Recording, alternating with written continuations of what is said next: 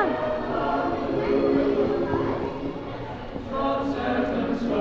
Sit down, baby.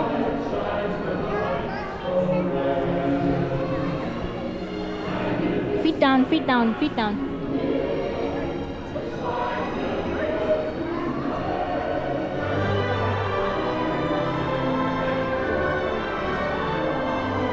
Oh, we did those already. Oh, we did Gru and So what is at 10 o'clock? 10 o'clock, Winnie the Pooh. Ooh.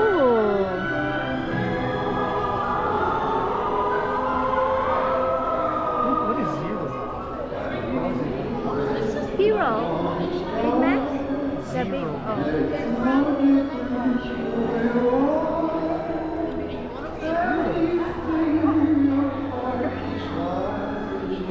Oh, Zero, that's the dog.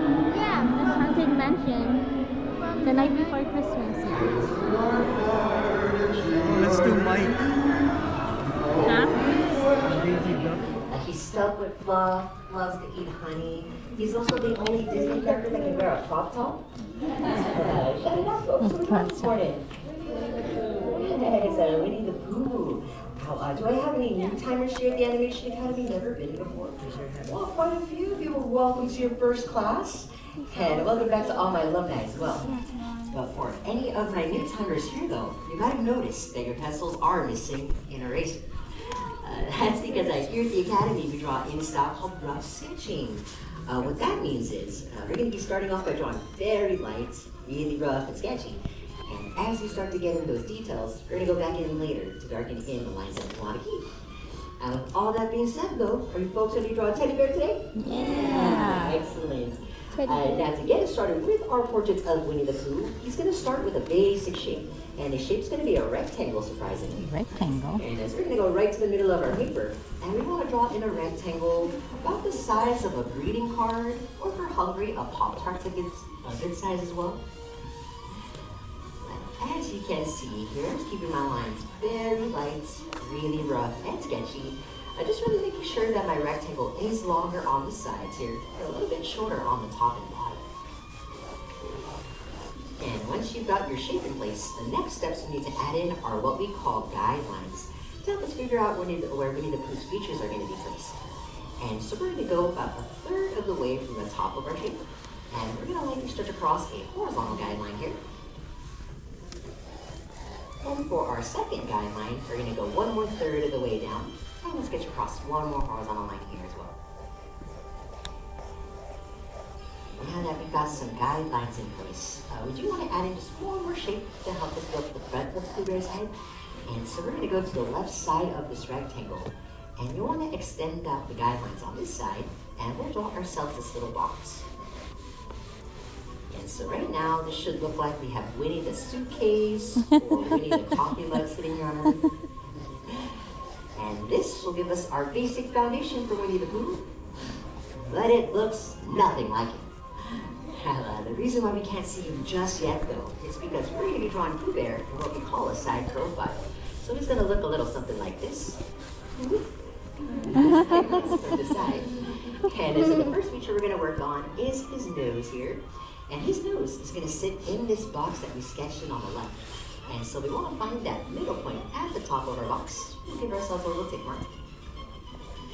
Then we'll want to find that middle point on the left side of our box here, another tick mark here. And once you've got those two tick marks in place, we're going to play a little game of connect the dots. And so we'll join those 2 points together now by adding in this little curve right between the two. And we do want to give Pooh Bear that cute round gumdrop shape of a nose that he has. And so we're going to round out that corner of our box now, just connecting these 2 points with a little rainbow. As we don't want to give Winnie the Pooh any sharp points or angles. We save those sharp points and angles more for our villainous characters. And Winnie the Pooh's no villain, he's a good guy, so we keep him nice and soft here. And since his nose is that nice jet black color, you're also more than welcome to go back and shape this in nice and soft here. Now, Pooh Bear's nose does rest on a snout, and so to give him a little snout line next, we're going to go to the top of our box here. And in that space between his nose and that top right corner, we'll connect it together now by adding in this little rainbow for right between those 2 points. And Winnie the Pooh is a pretty happy bear in the 100-acre wood. And so to give him a smile next, we're gonna go right below his nose here. And with that light box in place, we're gonna stretch down this U-shaped curve. And we're gonna extend this into our middle rectangle. And so I'll lightly build up this U shape. And I'm keeping this letter U pretty close to that left-hand side of our rectangle here.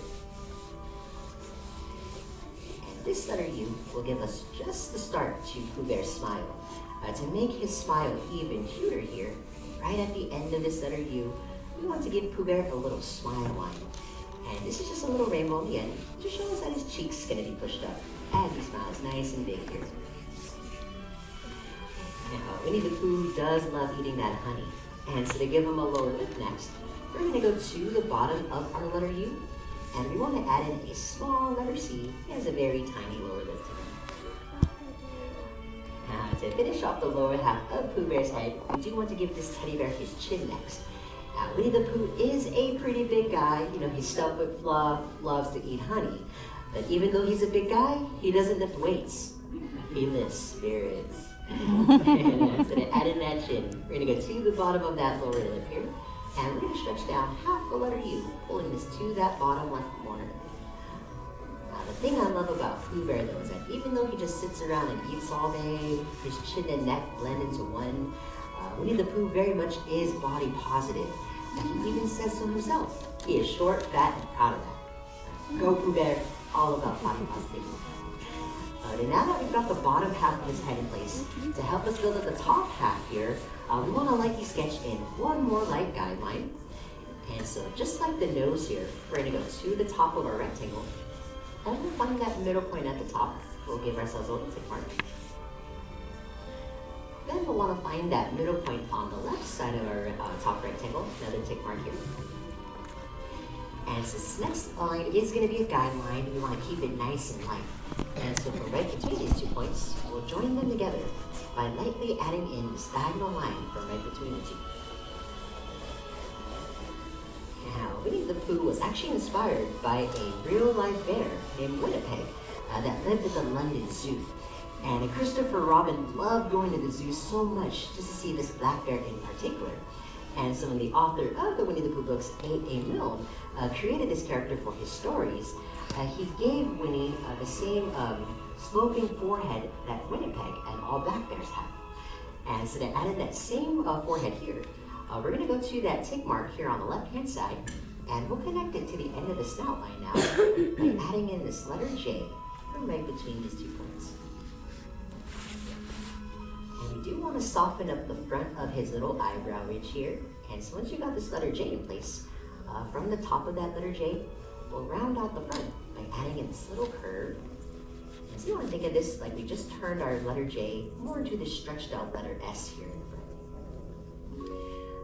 To really add in that dip to his forehead, around the top of this S curve here, we'll soften this up by adding in more of this little hill, dipping this right below the guideline. And as I reach that tick mark here at the top, to build up the top of Pooh Bear's head, we're going to lightly extend out a hill, and we'll curve this hill to this top right corner of our rectangle. And so this is where all that inspiration for Winnipeg comes from, and from where the Winnie part of his name came from too. The Pooh part of his name actually came from a swan that Christopher Robin named Pooh for some particular reason. Now that we've got the top of his head in place, to help us build up the back of Pooh Bear's head here, we're going to add in another what we call S-curve, a curve similar to his little eyebrow ridge here. And so I'm going to go right back up to this top right corner, and I'm going to extend this curve down, pulling this right outside of my shape here. And as I get about halfway down this middle rectangle, I'll start to bring my curve right back into my shape, bringing this to this lowest rectangle at the bottom. And to give Pooh Bear the back of his neck, from that lowest rectangle, we'll extend this curve out just a bit towards the bottom. And there you folks have it. We've got Winnie the Seal. Not so much a teddy bear just yet.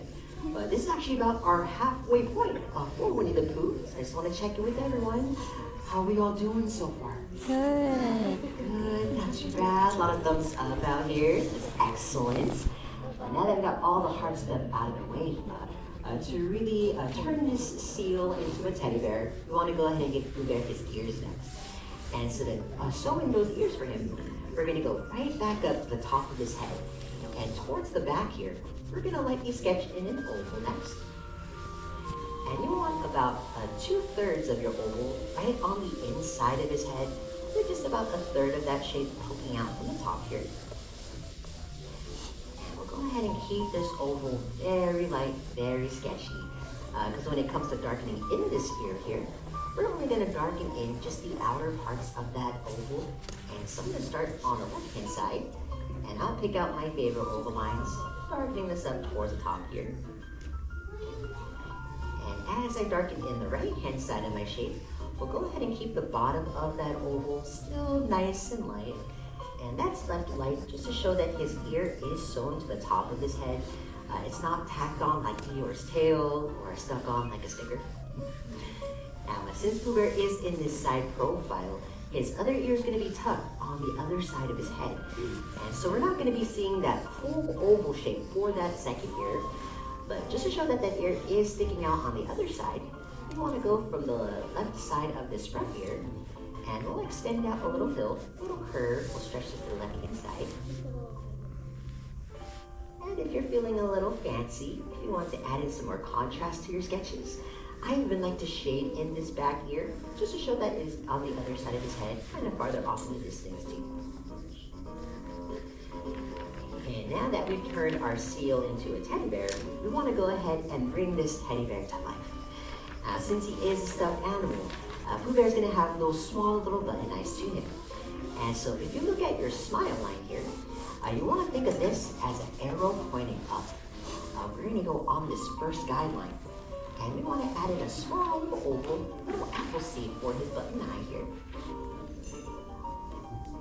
And with that button eye in place, we want to make sure we go back in, and we'll shade this in nice and dark as well. And since Winnie the Pooh is smiling so nice and big, we are going to be seeing a little crease to his cheek, pushing up the bottom of his eye. And so to add in the rest of the cheek here, we're just going to add in a little rainbow right below his button eye now. Now that we have Pooh Bear really nice and awake, to make him a little bit more expressive, we do want to give this teddy bear his eyebrow next. And so for the eyebrow, we're going to go right above that button eye. And we want to add in a little rainbow just above the eye here. And Pooh Bear very much is going to look like a product of the 90s for a hot second. He's going to have that pencil thin brow. And so then we go back around a couple times, really thicken up the eyebrow just a bit more here for him. Almost finished with our sketches of Pooh Bear, but the last feature we do want to give our teddy bear here is going to be that collar to that red shirt that he wears today. Now, the red shirt that we see him with wasn't actually given to him by Walt Disney or his author. It was actually given to him by the F.A.O. Schwartz toy company. So when the toy company first started producing Winnie the Pooh plushes back in the day, they gave him this red shirt so he'd stand out from the rest of the teddy bears in the store. And a lot of them also had Pooh stitched across the shirt, so you knew you were buying an authentic Winnie the Pooh plushie. And when Walt Disney adopted the rights to Winnie the Pooh back in the 1960s, he loved the idea so much for the red shirt, and so that's how the red shirt stayed with him. They just took off Pooh off the shirt because animating any sort of words on a cartoon is extremely difficult. And so you'll never see characters with a whole word on the shirt, maybe just a number or letter. So to add in that collar to his shirt here, we're going to go to the bottom of his chin now. And we're going to stretch out a hill, curving this to the back of his neck here. And once you've got this hill in place to build up the back of his collar, we're going to go right behind his neck. And we're going to wrap around this backwards letter C. And for the front of his collar here, we're going to go to the bottom of his chin. And I'm about to draw in a larger forward letter C. And since his shirt is that nice shade of red, if you do want to add in some shading here, what I recommend is just taking the side of your pencil, kind of using it as a crayon. And this will really give you a nice even tone to your shading. You won't get those little switchy, scratchy marks. And it'll also keep your pencil sharp. Once you've got that shading in place, that's also going to be the last step that you need for your sketches of your teddy bear here. And so this is the time in your drawings when you want to go back in, do some touch-up work. Feel free to add in any sort of extra credit that you like. Maybe he's feeling a little hungry here. You can draw in a pot of honey for him. You can draw in the 100-acre wood behind him here if you like as well. I always love to draw in a cute little bumblebee to the tip of his nose. But once you've got all that in place, really the last mark any artist truly needs to leave on their work before it's complete is going to be your signatures. So make sure you do find a spot somewhere next to your drawing here. And go ahead and sign big and proud, because you have just learned how to draw your very own portrait of Winnie the Pooh, who just last year turned 102 years old. Wow. Look at him, doesn't look a day over 7. All right, now in the end, did you all have fun? Yes. Yes, that's the most important part about drawing, just really having fun here. But before we say goodbye, I'd love to see all of your amazing teddy bears here today. So we're gonna have a quick little art show. On the count of 3, let you all raise your boards high and proud. And take a moment to look around.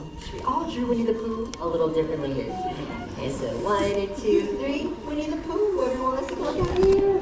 Oh my gosh, looking super adorable here in my first row. Nice big happy teddy bears all around. Excellent job in my middle rows as well. It's so cute with this expression. All this extra credit I've seen out here. Guys, definitely capture this like this. Oh my gosh. In the back row, some nice bold line work. Super soft shading. Let me see, honey. Oh my gosh. Really? Why is he crying? Well, I have to say these all came out 100 acres good. They all definitely passed the class. So give yourselves a round of applause. You all just graduated from the Yay. Congratulations. Congratulations. Now those drawings aren't for you to keep, so go ahead and take those drawings off the board with you and take them home as a souvenir. If you'd like to join us for our next class, we're going to be drawing Jack Skellington next. We'd love to have you back to that. You like that? Oh my god, only 7%.